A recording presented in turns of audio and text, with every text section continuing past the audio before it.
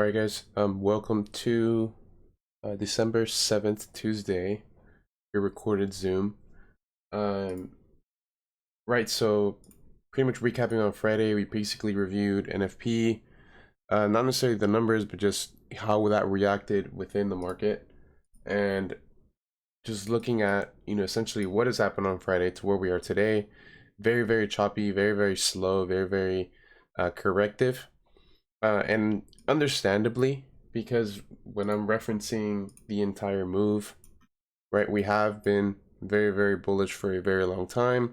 So now we're starting to see potential signs of reversals up until that NFP move, which we had mentioned, gave us a potential bullish narrative because we did not take out the entire POI. We did take out liquidity, then created a bullish liquidity grab.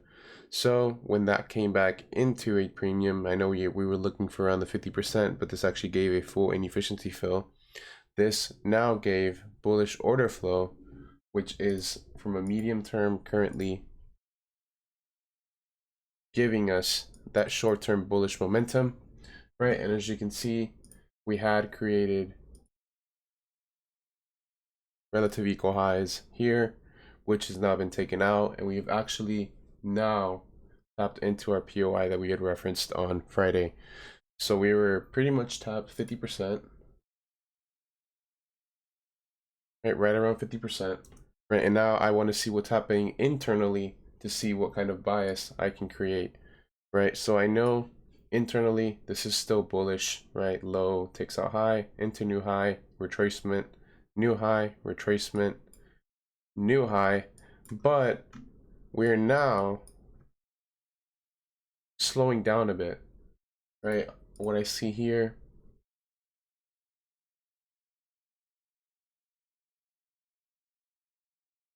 right, is a turbulence point being mitigated, right, via the form of inefficiency fill. The inefficiency fill, right, has given a bullish movement, right, but it's been very, very slow and choppy.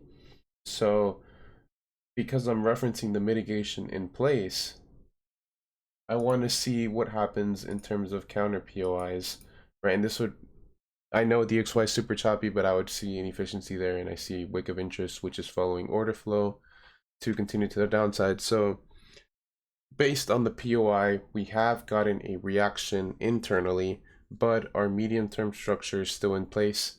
So I need to see whether we're going to challenge, right, a previous POI and give a transition internally, or if we're going to take out my red line to give us that full-on bearish transition, making this a full-on bearish liquidity grab, because we did take, right, all of this liquidity and then gave it a liquidity grab, which would then dictate, right, at least a medium-term bias to the downside.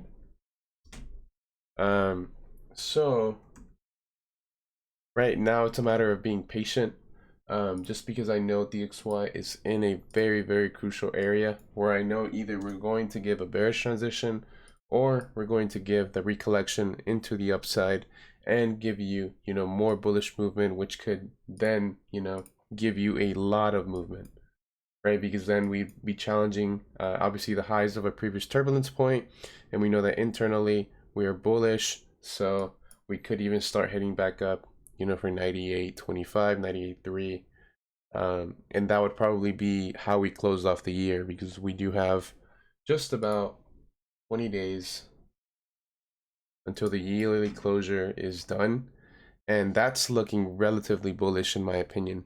I remember last year, I know we were anticipating, right, potential inefficiency fill and a potential continuation to the downside, but right, there could be incoming movement which gives us a bullish narrative, right? And it could also solidify the point that this is unwillingness based on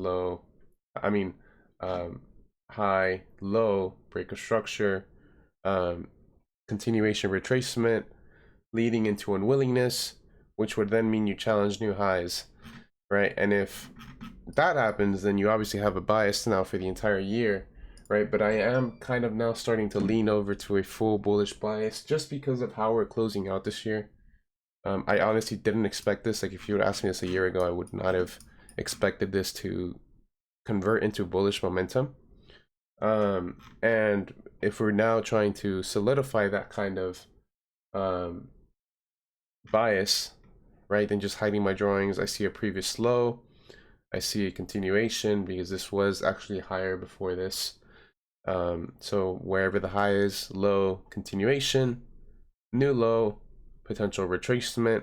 But this is the yearly time frame, so these moves will take a very, very long time. Because, for example, there is still 50% here, right? We tapped once, came back, deep retracement, right? Who's to say we can't take liquidity over the next year or two and then give you that full-on DXY death? And that would obviously align with, you know, how inflation is going, how, you know, how our economy is as a whole. But I don't want to make that type of judgment just because that is a very, very, very long move to manifest. So I'd rather just study the internal movements, get those internal trades, get those continuations, right? And that's what's going to pay you in the long run. Moving on to AU, right? So I know we had discussed that there is a possibility that this would come back into this POI down here. I'm not POI, I'm sorry, liquidity point down here, right? But as you can see, we're actually reacting from it. And just looking at it now from a mitigation perspective, there is the POI there. But you guys know I don't really like to trust these extremely deep retracements, especially with this creating literal equal lows there. So then we can delete this now, right? So internally, we did not reach liquidity, right? We literally missed it by, I think, 2-3 pips. Excuse me. 92, yeah, 3 pips. And what's interesting now, when I'm looking at this, right, is what created the move to the upside. So I know somebody in here, I believe it was Aman, he took a trade here. And I was looking at it last night. I don't like to trade Asia session too often.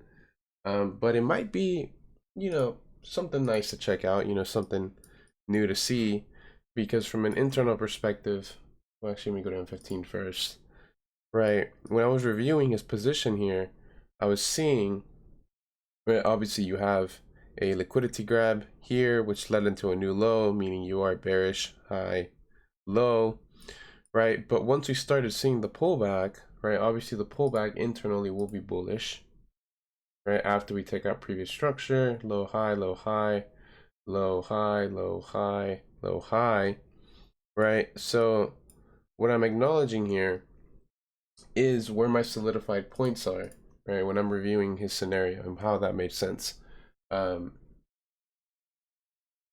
Obviously you have a solidified low here based on preliminary structure breaks.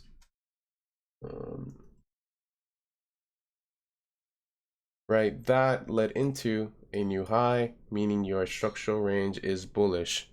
Right now, you see that you have your pullback in corrective structure. So I know, right, that unless I get a reaction from a POI that I would want, I probably wouldn't take the scenario. But, right, unfortunately, this never actually tapped either one, right? But when I'm acknowledging this as well, right, now I'm looking at this for the only way I'm going to take a trade would probably be a disruption or a liquidity grab or both.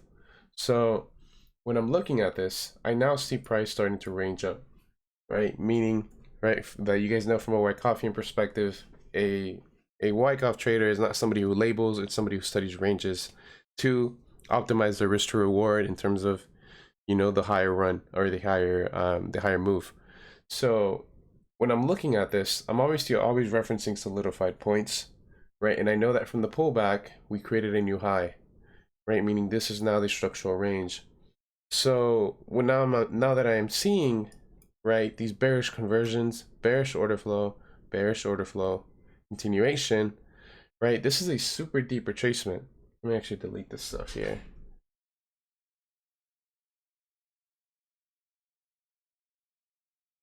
So if I'm referencing solely the range, this is a super deep retracement here, but there's still order flow there. So I know that internally there is a transition here. And by that I mean here, right, where you took liquidity there and then, you know, gave the move up. But I'm not necessarily wanting to trade this, right? I more so want to see what this is doing, right? So what is actually happening here now? Well, let's actually take this out. And now let me actually reference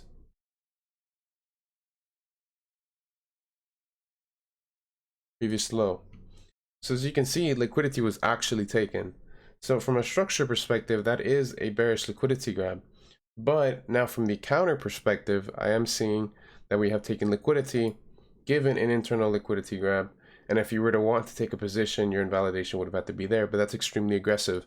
So like I said, I don't really want to trade this. I want to see what this is doing and what it is causing. And this creates a run to the upside, which breaks preliminary structure, meaning this is now a bullish liquidity grab, which is actually now in alignment with the internal structure. So it may not be in alignment with the overall structure, but it's in alignment with the internal structure. So in terms of transitions, this is a reaccumulation based on theory. So now,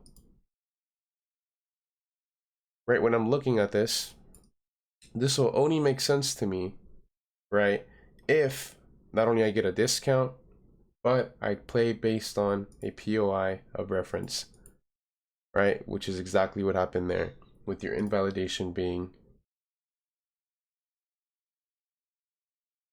down there, right? And so now this dictates the narrative, liquidity grab, bullish Wyckoff structure, in alignment with previous momentum. So from an intraday basis, this is a very nice continuation, right? And I wanted to review it because I actually thought it was a very good scenario. With that being said, that would have been a bit under a 4 stop unless you wanted to be aggressive into a 2, right? But that is actually still going right now. And what this move has now created from the perspective, right, it's already about to be a 1 to 20. From the perspective of structure, we have now taken out the move that last created the last run to the downside. And now that this is taken out, this is now considered unwillingness based on wanting to take out previous liquidity. Although I am still fully bearish, I'm sorry, right? For the short term, we are bullish, and it would make sense to want to hedge from the counter perspective, meaning anywhere up here, just because I am trying to reference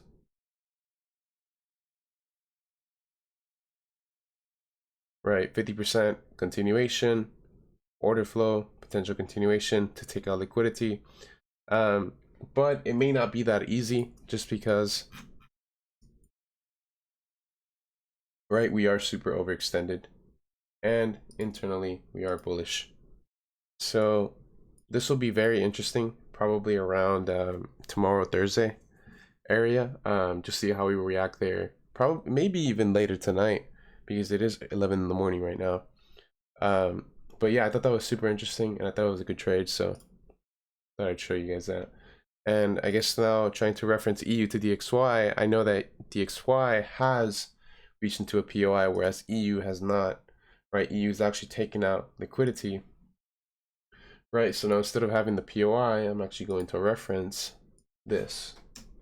So although we are still bearish, right, I do not necessarily want to just catch every continuation, right? Like I said, I want to catch something internally bullish while we are overall bearish in order to catch a high probability trade, right? We've covered that countless times before. So when I'm referencing this, the only way I'm going to take a trade here is at a premium, right?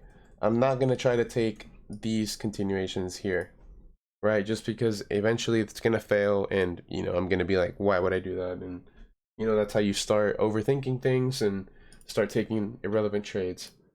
So when I'm referencing this now internally, right, I know that the POI has been taken, the liquidity has been taken internally. We are bearish, I'm sorry, right? Bearish order flow is still in play, right?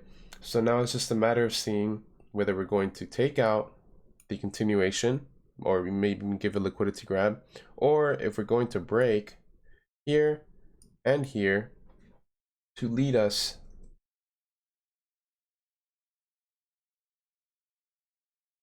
right, if we are to take this whole POI out, and even in best case take out the entire preliminary leg, that is now an order flow disruption, which would then dictate the initiation of the pullback. So now the only way I would have to, well, the only way I could take a position now from a premium is if I have a bearish transition, because if I don't have the bearish transition, then I'm picking high. And it's interesting because if we do get, you know, this scenario one, then and we do take out preliminary leg, then this is now a liquidity grab, meaning we can now start having a full-on bullish run, right? And that would obviously fit in with the DXY narrative, with the DXY POI. So it's just now a patience game, and you don't necessarily have to catch the actual transition, but you want a bias to be in place in order for you to catch a continuation. That leads us to GU. This one, honestly, I haven't even looked at. I don't like how messy this has been, right? 1, 2, 3, 4, potentially five mitigations, not even creating a new low. So when I'm referencing this now, I'm not too confident in that continuation on the bearish side unless I see price actually take out full liquidity, full structure here, and gives me a continuation. But because we have relative equal lows, right, and our internal structure based on this time frame, right, major intraday, minor intraday, I am seeing, right, obviously liquidity grab, which led into taking out preliminary structure. This is still bearish. Bearish order flow is still in play here, right? So that's still in play. So I know that we will probably take out liquidity here, but after that, I honestly, I wouldn't be able to say, especially with how overextended this is, right? And you guys, and I don't want to assume reversal, right? So, but I also can't really assume continuation because of how overextended we are. So it's a bit conflicting, which is why I don't really want to look at this at the moment. But yeah, this has been a very, very good move.